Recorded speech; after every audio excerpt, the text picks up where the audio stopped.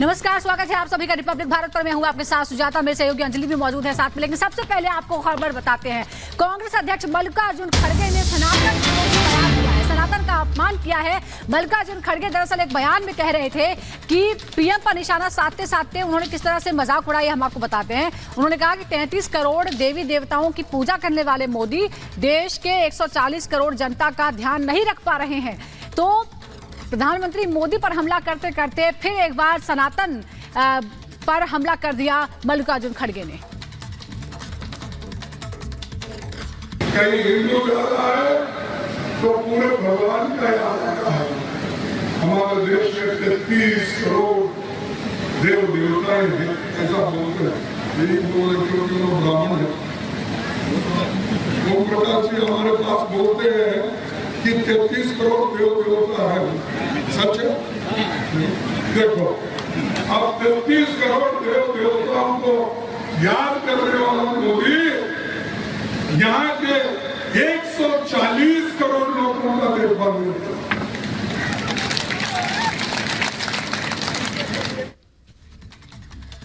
तो बात करते हैं मध्य प्रदेश की राजनीति की, जहां गुना लोकसभा सीट पर 7 मई को वोटिंग होनी है। लेकिन इस दौरान तमाम नेता चुनाव प्रचार में जुटे हुए हैं और साथ ही साथ एक दूसरे पर वार करने में भी लगे हुए हैं। देखिए 1 मिनट में पूरी खबर। आप आनंदित हो क्या? आप आनंदित? लोकसभा चुनाव के रण के साथ ही एक दूसरे पर हमले भी तेज हो गए हैं। मध्य प्रदेश की राजनीति में फिलहाल जुबानी जंग ज्योतिरादित्य सिंधिया और दिग्विजय सिंह के बीच चल रही है। दोनों एक दूसरे पर बिना नाम लिए ही हमला कर रहे हैं। गुना से बीजेपी प्रत्याशी ज्योतिरादित्य सिंधिया ने दिग्विजय पर बिना नाम लिए हमला किया है। कार्यकर्ताओं को संबोधित करते हुए सिंधिया ने कहा कि अपनी सेना तैयार रखना, राघोगढ़ किले पर सेना लेकर आ रहे हैं। पूरी सेना लेके आओगे? एक सेना को लेके आओगे? उपस्थित रहोगे? लड़ाई लड़ने के लिए तैयार करोगे? कल से हमारी ब्यूगल बजेगी। कहाँ बजेगी? बता दें कि बीजेपी ने गुना लोकसभा सीट से ज्योतिरादित्य सिंधिया को प्रत्याशी बनाया है। तो वहीं राजगढ़ लोकसभा से पूर्व सीएम दिग्विजय सिंह 33 साल के बाद मैदान में हैं। Bureau report, Republic Bharat. इधर पहले चरण के मतदान के बाद अब दावों की बारी है। स्मृति ईरानी ने दावा किया है कि बड़ा जनादेश वहां मिला है, बढ़त बना ली है। पहले ही राउंड में बीजेपी ने यह कहा है कि प्रधानमंत्री मोदी के नाम पर फिर एक बार पहले चरण में बीजेपी को बढ़त मिल गई है। मोदी की गारंटी के समर्थन में लोग हैं। दरअसल आपको बता दें कि शुक्रवार को पहले चरण का मतदान हुआ, 102 सीटों पर वोटिंग हुई है और अब बीजेपी की तरफ से दावा किया गया है कि उनको सबसे बड़ा समर्थन मिला। रिपब्लिक भारत से खास बातचीत की है केंद्रीय मंत्री स्मृति ईरानी ने, सुनाते हैं आपको। देश में लोकसभा चुनावों के लिए फर्स्ट फेज की आज वोटिंग हो चुकी है। स्मृति ईरानी हमारे साथ बात करने के लिए मौजूद हैं। मैम, फर्स्ट फेज की वोटिंग लगभग खत्म होने के कगार पर है। फीडबैक आपको भी आ रहा होगा, क्या रुझान लग रहा है? जनता से पूछिए क्या लग रहा है भैया वोटिंग में, पूरे देश में क्या होने वाला है भैया? मोदी सरकार का ये पूरे देश में जब आप सुन रहे हैं जनता का कॉन्फिडेंस कि नरेंद्र मोदी को 400 पार सीटें देनी हैं, जनता का उत्साह आज के पहले चरण में भी हमें देखने को मिला। मैं जनता का विशेष आभार व्यक्त करती हूँ कि लोकतंत्र के इस उत्सव में वो शामिल हुए। आगामी फेजेस में भी इसी प्रकार से लोकतंत्र को सशक्त करते हुए अपना वोट जिम्मेदारी से लोग दें, यही मेरी प्रार्थना है। मुर्शिदाबाद की रैली में बोली है ममता बनर्जी, सुरक्षा बलों की तैनाती पर सवाल उठाए हैं और कहा है कि सब कुछ लिखा जा रहा है, सही जगह पर सभी शिकायतें दी जाएंगी। आपको बताते चले कि मुर्शिदाबाद में किस तरह से रामनवमी के अवसर पर झड़प हुई थी, हिंसक झड़प की तस्वीरें सामने आई थी, कई लोग घायल हुए थे। और अब जहां मुर्शिदाबाद में जब ममता बनर्जी रैली करने पहुंची तो उन्होंने कहा है कि सब कुछ लिखा जा रहा है और सही जगह पर सभी शिकायतें होंगी। প্রধানমন্ত্রী স্বরাষ্ট্রমন্ত্রী জেনে রাখুন, এখন ইলেকশন চলছে, আপনাদের গভর্নমেন্ট কিন্তু গভর্নমেন্ট ইলেক্টেড হবার পরে আবার নতুন করে বলবেন আমরা ইলেক্টেড গভর্নমেন্ট।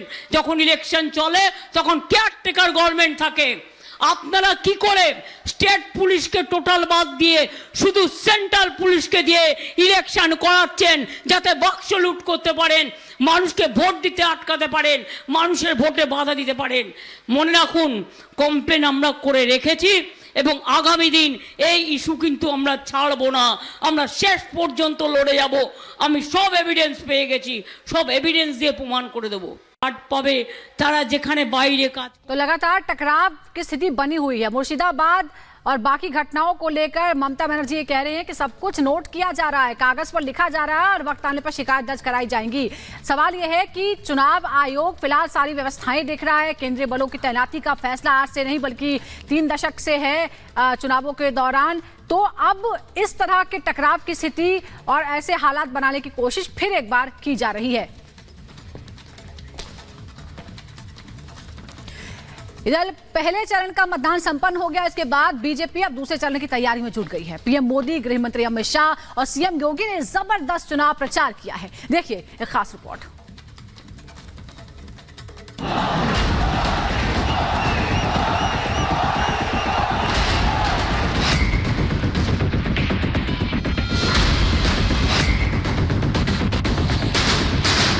हमारा एक पड़ोसी जो आतंक का सप्लायर था, वो अब आटे की सप्लाई के लिए तरस रहा है। सपा, बसपा, कांग्रेस, इन्होंने पश्चिमी उत्तर प्रदेश में सुरक्षा के लिए खतरा पैदा कर दिया था। लोकसभा चुनाव के पहले चरण का मतदान निपट चुका है। अब 26 अप्रैल को दूसरे चरण के लिए वोटिंग होगी। दूसरे चरण में 13 राज्यों की 89 सीटों पर वोट डाले जाएंगे, जिनमें असम, बिहार, छत्तीसगढ़, कर्नाटक, मध्य प्रदेश, महाराष्ट्र, मणिपुर, राजस्थान, त्रिपुरा, उत्तर प्रदेश, पश्चिम बंगाल और जम्मू कश्मीर की कुल 89 सीटें हैं। इनमें कुल 1210 उम्मीदवार चुनावी मैदान में होंगे और इसलिए दूसरे चरण के चुनाव के मद्देनजर ही प्रधानमंत्री मोदी और यूपी के मुख्यमंत्री योगी 400 पार की हुंकार के साथ धुआंधार प्रचार में जुटे हैं।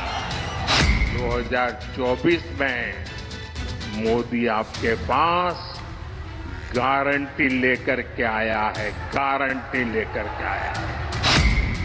एक तरफ प्रधानमंत्री मोदी दूसरे चरण में 13 राज्यों में बीजेपी की प्रचंड विजय के लिए महाघोष कर रहे हैं।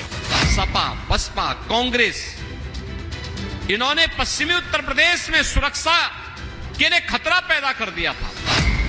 वहीं उत्तर प्रदेश में दूसरे चरण की वोटिंग से पहले 8 सीटों पर योगी जमकर पसीना बहा रहे हैं, ताकि 80 में से 80 सीट हासिल कर प्रधानमंत्री मोदी की 400 पार की गारंटी को पूरा कर सके।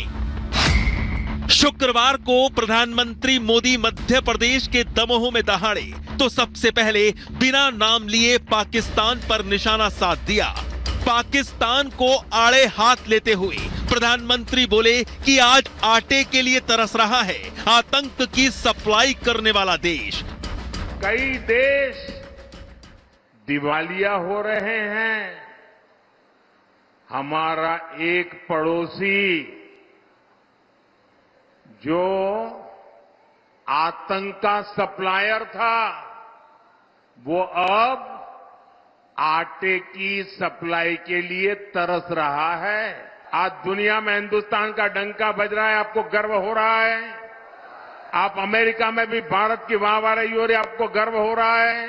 ये मोदी ने नहीं किया, ये जो हुआ है ना, वो आपकी एक वोट की ताकत के कारण हुआ है।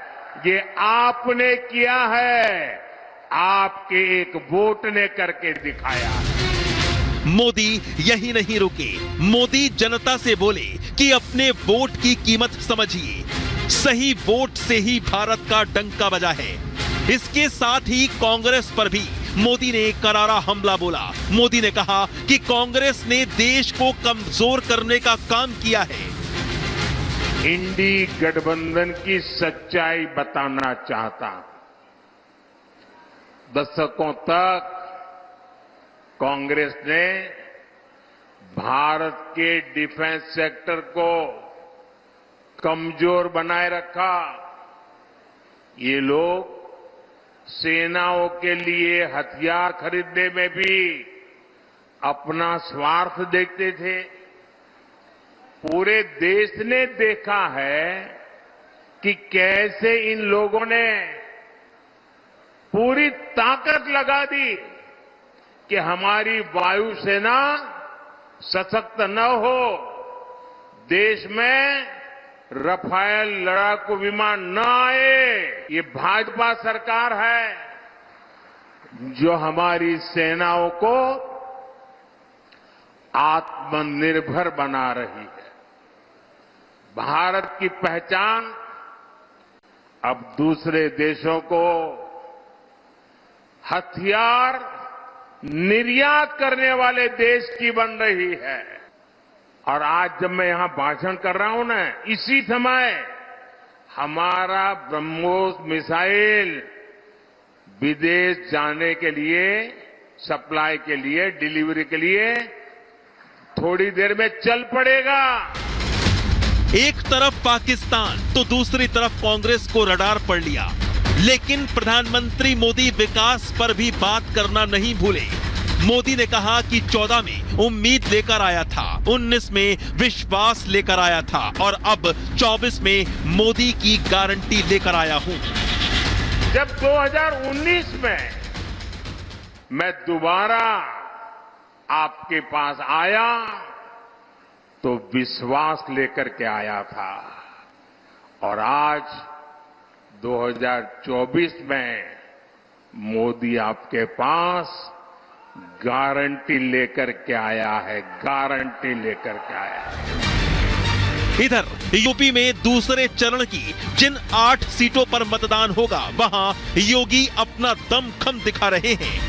मजबूत कानून व्यवस्था और भ्रष्टाचार पर वार का हवाला दे रहे हैं और सीधा सीधा सपा, कांग्रेस और बसपा पर हमला बोल रहे हैं। सपा, बसपा, कांग्रेस, इन्होंने पश्चिमी उत्तर प्रदेश में सुरक्षा के लिए खतरा पैदा कर दिया था। न बेटी सुरक्षित थी, न व्यापारी सुरक्षित था। किसान के खेत से उसका ट्यूबवेल उखाड़ करके लोग लेके चले जाते थे। पिछली सरकारें दंगा करवाती थी। आज आप देखते होंगे दंगा नहीं है, कर्फ्यू नहीं है। बेटी और व्यापारी की सुरक्षा पे अगर किसी ने सेंध लगाई, किसी ने खिलवाड़ किया, तो अयोध्या में तो रामलला विराजमान हैं, लेकिन उस माफिया और उस अपराधी का राम नाम सत्य है, तय है। इस बात को देख लेना।